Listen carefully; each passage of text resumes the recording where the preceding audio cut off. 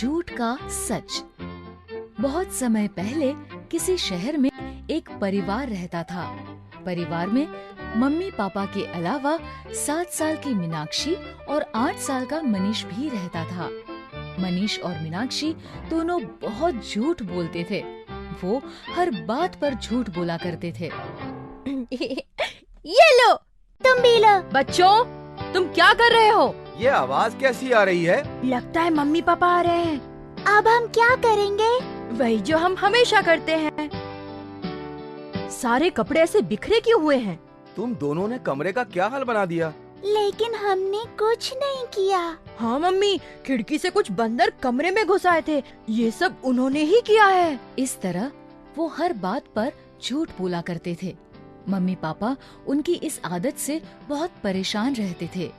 एक दिन mummy papa किसी काम से बाहर गए हुए थे और बच्चे घर में अकेले थे। वो अपने कमरे में बैठकर स्कूल का होमवर्क कर रहे थे। तभी उन्हें बाहर लिविंग एरिया से कुछ गिरने की आवाज सुनाई दी। भैया, ये लिविंग एरिया से आवाज कैसी आ रही है? लगता है घर में चोर घुस आए हैं। चोर? अब हम क्या करेंगे? घर में मम्मी पापा भी नहीं है। धीरे बोलो, चोर ने सुन लिया तो वो हमें भी चोरी करके अपने साथ ले जाएंगे। भैया, मुझे बहुत डर लग रहा है। मुझे चोरों के साथ नहीं जाना। तुम चिंता मत करो, मैं अभी पापा को फोन करता हूँ। ये कहकर मनीष ने पापा को फोन लगाया, लेकिन पापा का फोन बंद था। लगता है पापा का फोन बंद है। अब हम क्या करेंगे? लगता है अब हमें ही कुछ करना होगा। लेकिन क्या? मैं कुछ सोचता हूँ। ये कहकर मनीष सोचने लगा।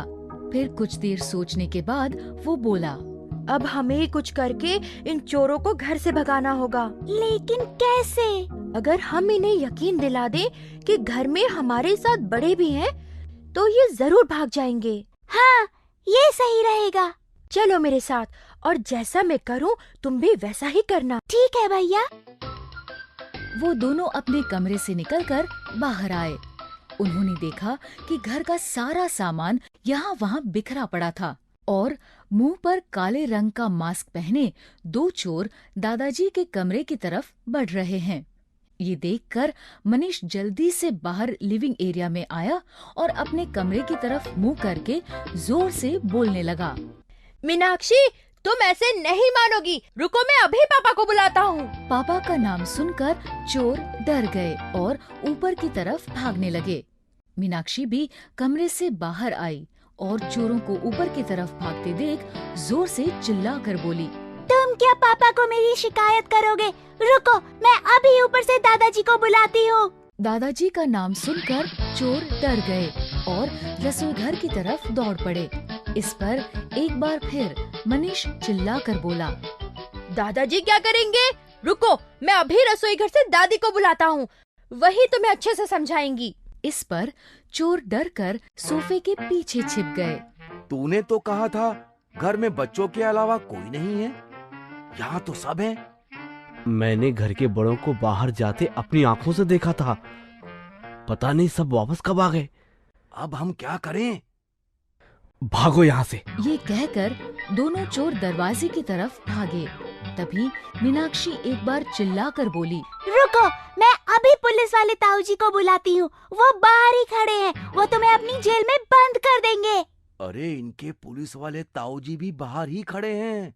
जल्दी से खिड़की से दुम दबा के भागो। ये कहकर दोनों चोर खिड़की से कूदकर भाग गए। चोरों को ऐसे भागता देख मनीष और मीनाक्षी बहुत खुश हुए। हमने चोरों को भगा दिया। तभी उनके मम्मी पापा भी लौट आए। घर में सारा सामान बिखरा देख मम्मी गुस्से से बोली, घर का ये हाल किसने किया? बच्चों ने मम्मी पापा को सारी बात बताई। मम्मी, ये सब हमने किया। हाँ मम्मी, घर में 2 चोर घुस आए थे। महंगी चीजें ढूंढने के लिए उन्होंने ही सब सामान यहाँ वहाँ बिखेरा है। अच्छा, मुझे तो कोई चोर नहीं दिख रहे। हाँ, कहाँ है वो चोर? चोरों को तो हमने भगा दिया। ये सुनकर मम्मी पापा को लगा कि हर बार की तरह बच्चे इस बार भी झूठ बोल रहे हैं। उन्होंने बच्चों को डांटते हुए कहा, हम जानते हैं तुम दोनों हमेशा की तरह झूठ बोल रहे हो। ये सब तुम दोनों ने ही किया है और अब अपनी गलती छुपाने के लिए हमेशा की तरह झूठी कहानी बना रहे हो। बच्चों ने उन्हें बहुत समझाया। नहीं, हम सच बोल रहे हैं, ये सब उन चोरों ने किया है। हम झूठ नहीं बोल रहे। लेकिन मम्मी पापा ने उनकी बात नहीं मानी। तुम दोनों पनिशमेंट से बचने के लिए झूठ बोल रहे हो, लेकिन इस बार तुम्हें पनिशमेंट जरूर मिलेगी। और तुम्हारी पनिशमेंट ये है कि अब तुम दोनों ही ये सब संभालोगे। ये कहकर मम्मी पापा अपने कमरे में चले गए। अब तक मनीष और मीनाक्षी समझ चुके थे कि झूठ बोलना कितना गलत है। उनकी आंखों में आंसू आ गए। वो रोते हुए बोले, हमारे झूठ बोलने की आदत की वजह से मम्मी पापा हमारा विश्वास नहीं कर रहे। शायद झूठ बोलने से ऐसा ही होता है। और उन दोनों ने तय किया कि आज के बाद हम कभी झूठ नहीं बोलेंगे। इस तरह मनीष और मीनाक्षी को उनका सबक मिल गया और फिर उन्होंने कभी झूठ नहीं बोला। तो बच्चों, इस कहानी से हमें ये शिक्षा मिलती है कि हमें कभी झूठ नहीं बोलना चाहिए, क्योंकि बार बार झूठ बोलने के बाद अगर हम सच भी बोलते हैं तो सबको हमारी बातें झूठ ही लगती हैं। चोरी का परिणाम। मोनू हमेशा अपने टॉयज को लापरवाही से इस्तेमाल करता था। एक दिन खेलते खेलते उसने अपनी नई की नई रिमोट वाली कार तोड़ ली। शाम के समय जब पापा मम्मी खाना खा रहे थे, तब मोनू नई कार के लिए जिद करने लगा। पापा, मुझे नई रिमोट वाली कार चाहिए। अरे, पिछले हफ्ते ही तो लेकर आए थे। वो कार अच्छी नहीं थी। मैं ठीक से खेला भी नहीं और वो टूट गई। नहीं मोनू, तुम अपने टॉयज कभी संभाल के नहीं रखते हो। हर टॉय को लाते ही तोड़ देते हो। अब तुम्हें नई कार नहीं मिलेगी और इस बात पर अब कोई बहस नहीं होगी। इतना कहकर पापा उठ के चले गए। मोनू को पापा मम्मी पे बहुत गुस्सा आ रहा था। उसे कैसे भी नई कार चाहिए थी। तभी उसके दिमाग में एक शैतानी आइडिया आया। रात को जब सब सो रहे थे, तब उसने पापा की जेब से कुछ रुपए निकाल लिए। अगले दिन दोपहर में स्कूल से आते समय मोनू टॉय शॉप पे गया और अपनी मनपसंद कार खरीद ली। ये सारा वाकया दूर खड़े दो चोर भी देख रहे थे। बच्चे के पास इतने पैसे देखकर वो खुश हो गए। अरे वाह, आज तो बड़ा आसान शिकार मिला है। चल छोटे। दोनों चोर मोनू का पीछा करने लगे। थोड़ी ही दूर पर एक सुनसान गली पड़ती थी। मौका देखकर चोर वहां आ धमके। ए बच्चे, चल जल्दी से सारा पैसा हमें दे। नहीं, ये मेरे पैसे हैं। लेकिन अब हमारे होने वाले हैं। चल इधर ला। चोरों ने मोनू को डरा धमका के सारे पैसे ले लिए। छीना झपटी में मोनू की कार भी टूट गई। मोनू को अपने किए पे बहुत पछतावा होने लगा। उसने टूटी कार को अपने बैग में रखा और घर की ओर चलने लगा।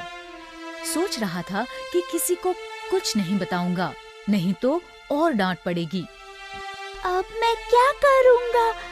पापा मम्मी को बता भी नहीं सकता, नहीं तो और डांट पड़ेगी। लेकिन घर पे कोई और ही सरप्राइज मोनू का इंतजार कर रहा था। जैसे ही मोनू घर पहुंचा, उसके पापा ने खुशी खुशी उसे एक नई कार दी और बोले, सॉरी बेटा, मुझे तुम्हें मना नहीं करना चाहिए था। बच्चे तो टॉयज तोड़ ही देते हैं। बाद में मुझे लगा कि मैंने सही नहीं किया, इसीलिए मैं तुम्हारे लिए नई रिमोट वाली कार ले ही आया। ये लो। इतना सुनते ही मोनू फूट फूट के रोने लगा। क्या हुआ बेटा, रो क्यों रहे हो? उसने रोते रोते पापा मम्मी को पूरी बात बताई। आई एम सॉरी पापा मम्मा, मैंने घर से पैसे चुरा के नई कार खरीदी थी, लेकिन चोरों ने पैसे भी लूट लिए और कार भी तोड़ दी। मोनू के पापा मम्मी समझ गए थे कि मोनू को उसके किए की सजा मिल चुकी है, इसीलिए उन्होंने उसे माफ कर दिया और उसे प्यार से समझाया। बेटा, चोरी करना बहुत गंदी बात है। अच्छा हुआ कि चोरों ने तुम्हें कोई नुकसान नहीं पहुंचाया। आगे से कभी ऐसा मत करना। मोनू को अपनी गलती का एहसास हो चुका था। उसने कभी चोरी ना करने का वचन दिया। अगर आपको हमारी वीडियोस पसंद आ रहे हैं तो इन्हें लाइक करें, कमेंट करें और सब्सक्राइब करें।